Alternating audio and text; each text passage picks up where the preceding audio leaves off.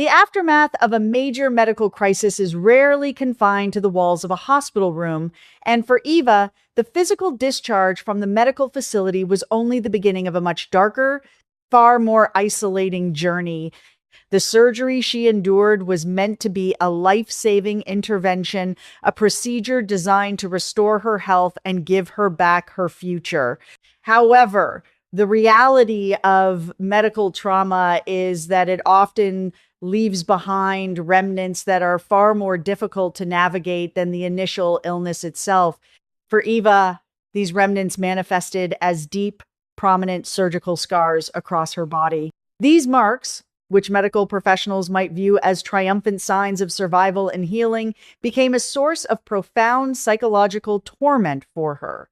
They were not just physical alterations, they were daily, unavoidable reminders of her vulnerability, her pain, and the terrifying loss of control she experienced while under the knife. The scars became a heavy, suffocating shadow that hung over her every waking moment, transforming her relationship with her own body into one characterized by fear, disgust, and a desperate desire to hide. This internal battle inevitably began to bleed into her external world, most notably impacting her relationship with Izaiah. Izaiah, who had stood by her side through the terrifying uncertainty of the medical crisis, found himself navigating a new, incredibly confusing landscape in the aftermath. He loved Eva deeply and was overwhelmingly grateful that she had survived, but he was entirely unprepared for the emotional chasm that the surgery had created between them. The physical scars, which he genuinely viewed with a sense of reverence because they meant she was still alive and with him, became the very catalyst for a devastating breakdown in their communication. The tension had been building for weeks, simmering just beneath the surface of their daily interactions. Every time she flinched away from his touch, every time she meticulously covered herself up, and every time she avoided her own reflection in the mirror, the unspoken distance between them grew wider. Izaiah tried to bridge the gap with reassurances, offering words of love and physical affection, but his attempts were consistently met with a cold, defensive wall that he could not seem to penetrate. The inevitable explosion occurred on an evening that started like any other, but quickly descended into one of the most intense and heartbreaking confrontations the couple had ever experienced. A seemingly innocuous moment, perhaps an accidental brush of his hand against her side, or a well-meaning but clumsily delivered compliment about her appearance served as the spark that ignited the powder keg of their suppressed emotions. Eva's reaction was immediate and visceral. She recoiled, not just physically, but emotionally, lashing out with a ferocity that caught Izaiah completely off guard. The argument that ensued was not really about the specific moment that triggered it. It was the culmination of weeks of silent suffering, misunderstandings, and desperate unmet needs. The air in the room grew thick, with tension as voices were raised, each word carrying the weight of their respective frustrations. Eva's anger was fueled by a profound sense of isolation. She screamed at Izaiah, her voice cracking with the strain of her suppressed agony, accusing him of being completely incapable of understanding the magnitude of what she was going through. From her perspective, his constant reassurances that she was still beautiful or that the scars didn't matter felt incredibly dismissive. She felt that he was trivializing her trauma, trying to slap a bandage of toxic positivity over a wound that was still actively bleeding. She argued that he could not possibly comprehend the physical and mental toll the surgery had taken on her. He had not been the one to wake up in agonizing pain, tethered to machines, feeling as though his very body had betrayed him. He had not been the one to look down and see his flesh carved and stitched back together, leaving him feeling like a stranger in his own skin. Eva's words were sharp and designed to push him away, a defensive mechanism triggered by her overwhelming belief that if he truly understood how broken she felt, he would leave her anyway. On the other side of the room, Izaiah was drowning in his own sea of heartbreak and frustration.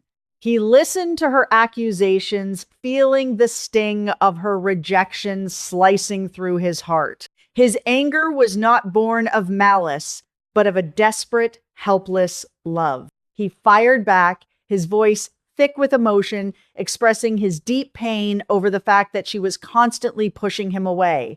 He told her how exhausting and soul-crushing it was to continuously reach out to the woman he loved, only to have his hands slapped away time and time again. He felt as though he was being punished for a crime he did not commit, held at arm's length by the person he wanted most to comfort.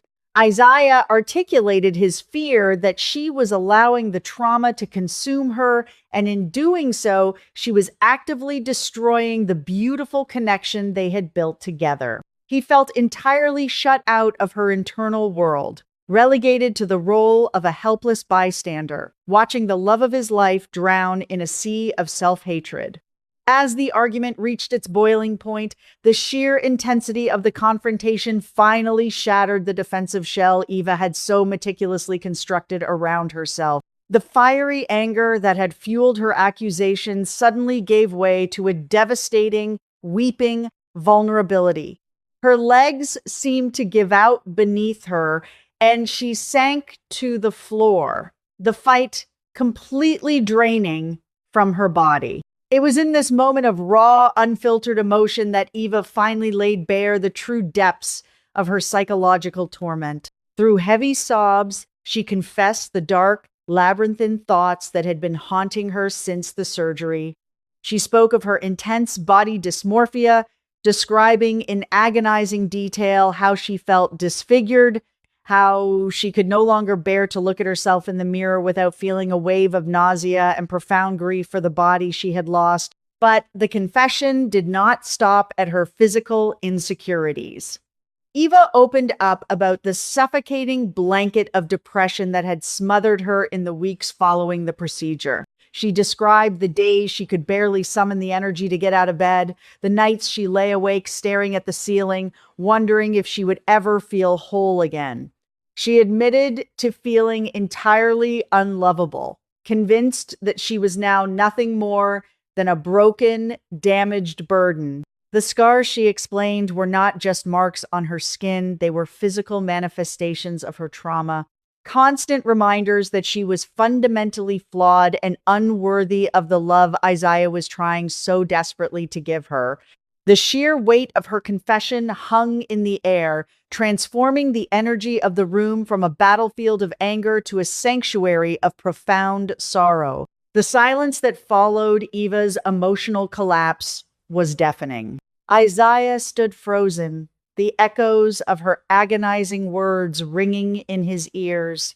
For the first time since the surgery, the veil was completely lifted, and he saw the situation with absolute, heartbreaking clarity. The anger and frustration that had consumed him only moments before evaporated instantly, replaced by a deep, aching realization of his own fundamental misunderstanding as he watched the woman he loved weeping on the floor, completely broken by her own internal demons. A monumental shift occurred in his perspective. He realized with a heavy heart that he had been entirely focused on the wrong thing. He had been looking at her physical scars and trying to convince her that they did not change her beauty, completely failing to recognize that the true damage was psychological. The physical wounds had healed, but the emotional trauma was still raw, festering, and slowly tearing her apart from the inside out. Izaiah recognized in that quiet, devastating moment that his approach had been entirely flawed. By constantly trying to reassure her and fix her perspective, he had inadvertently invalidated her pain. He had been trying to rush her through the healing process, desperate to get back to the way things used to be, without acknowledging that the old version of Eva and the old version of their relationship was gone. He realized that she did not need a cheerleader trying to convince her that everything was fine. She needed a partner willing to sit with her in the dark, terrifying depths of her despair. The realization was a heavy burden, but it also provided a clear, defining path forward. He understood that the only way to save their relationship and to truly help the woman he loved was to completely change his approach. This shift in Isaiah's behavior marked a profound turning point in their relationship. Instead of trying to change her mind, he chose to listen.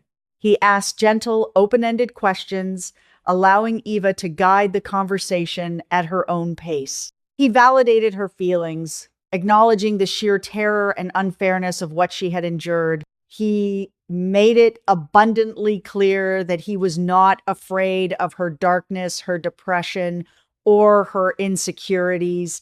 By stepping back from his desire to fix the situation, he inadvertently created the safe space Eva so desperately needed. For the first time since the surgery, Eva felt truly seen and heard. The defensive walls she had built to protect herself began to crumble, not because they were being forcefully battered down, but because she finally realized she was not under attack. Through this agonizing but necessary confrontation, Isaiah's love for Eva did not diminish. Rather, it deepened in ways he had never anticipated. Seeing her at her absolute lowest, witnessing the raw, unpolished reality of her vulnerability forged a new level of intimacy between them. He realized that true love is not just about celebrating the joyous moments, it is about standing firm in the face of absolute devastation. His unwavering commitment to her, even when she was convinced she was unlovable, became a quiet, powerful testament to the strength of their bond. He was no longer just her partner in the good times. He had proven himself to be her steadfast ally in the darkest trenches of her life. For Eva, this unwavering support became the crucial catalyst for her healing journey. The realization that Isaiah could look at her scars, trauma, depression, and still choose to stay, began to challenge the deeply ingrained narrative of her own unworthiness. His empathy and patience acted as a mirror, reflecting a version of herself that was not defined solely by her trauma. Slowly, incredibly slowly, the suffocating grip of her body dysmorphia and depression began to loosen. She started to realize that while the surgery had permanently altered her body and her mind, it did not have to dictate her capacity to give and receive love. Isaiah's willingness to face her past with her, rather than dragging her toward a future she wasn't ready for, opened a tiny, fragile window of hope. It was the spark she needed to begin believing that she was still deserving of affection and that the scars she bore were not marks of a monster, but the fierce, undeniable proof of a survivor who was finally ready to begin the long, beautiful process of truly healing.